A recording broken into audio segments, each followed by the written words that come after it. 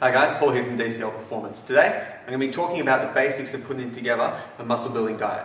Now when we look at different diet plans, fat loss is actually generally a little bit easier to put together than a muscle building plan. For fat loss, basically all you got to do is eat a little bit less and it's going to work for you.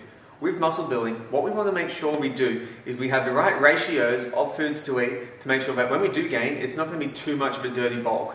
We don't want to put on too much fat in our muscle building processes. Of course, it's not possible to build huge amounts of muscle and lose fat at the same time unless you're a very beginner in the gym. But what we're going to do here is going to give you the best kind of process that's going to allow you to put on muscle with minimal fat gain. What we want to start off with is protein. What you want, ideally for protein, the needs of protein are generally overstated a lot by a lot of people. Some people have recommended up to 3.3 to 4.4 grams of protein per pound of body weight. That's way too much, it's excessive, and worst of all, it's not necessary. It's just going to burn a hole in your pocket and not going to lead to any better results. Ideally, what you want to work on is between 0.8 and 1 gram of protein per pound of body weight. If you're a little bit leaner, aim towards the 1 gram protein. If you're a little bit tubbier, you can go to the 0.8. This is going to be a perfect starting point, and this number is going to stay consistent throughout your whole dieting process. The next one that we're going to look at, and probably the most important one, is carbohydrates. When we've got carbs, we want to vary our carb intake depending on what our activity levels are throughout the day. Carbs are the fuel for our training, so we need to make sure that we have the right ratios that will support the training we're doing. On a non-training day or a day where you just go for a walk and do some light mobility, we want to look at using only half a gram per pound of body weight. So if we weigh 200 pounds, we're going to be looking at having 100 grams of carbs on those days. On the moderate training day, which basically moderate training session means it's a training session that's not going to leave you totally shattered. You might be doing sets of 6 to 8 reps, looking at more at a relative strength or a strength workout. You want to go to about 1 gram of carbs per pound of body weight. This is a pretty good ratio to work at. And for a hard training day, so you're doing lots of sets, high reps, working really hard, you want to eat up to 1.5 grams per pound of body weight. So if you're a 200 pound guy, pardon me, you don't want to be a 200 gram guy, you'll be eating 300 grams of carbohydrates on those days.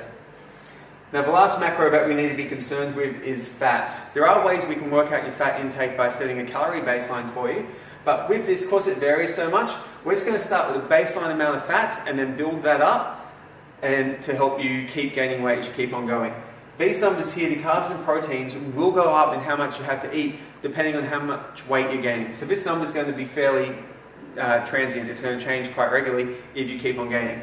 With fats, I normally recommend starting with a baseline amount of around 75 to 85 grams of fat per day. This is enough fat to make sure that you're getting enough fats for adequate sex hormone production and all other recovery aspects, but you're not going to be eating too much. We don't want them to go too high into 125, 150 grams because you're going to be getting way too many calories. So guys, just to recap, let's start with our muscle gaining diet by starting with protein. We're going to focus on 0.8 to 1 gram of protein per pound of body weight, depending on how lean you are. Our carbs, we're going to cycle depending if we're doing a non-training day, a moderate training day, or a hard training day. And with fats, we're going to set a baseline. We're going to start with around 75, 80 grams, stick to that, and we're going to measure our progress. We should be measuring our scale weight twice a week, and as we see it going up, and it goes up a kilo, redo the adjustments. Your fat will stay the same, and if you find that you keep on, what will happen when you stagnate, say your protein is set, your carbs are set, and your weight's not increasing anymore, simply add more fat. Go up to 100 grams of fat a day. That way you're going to get consistent progress. After you've done that, then you'll need to re-up your protein and carbs again.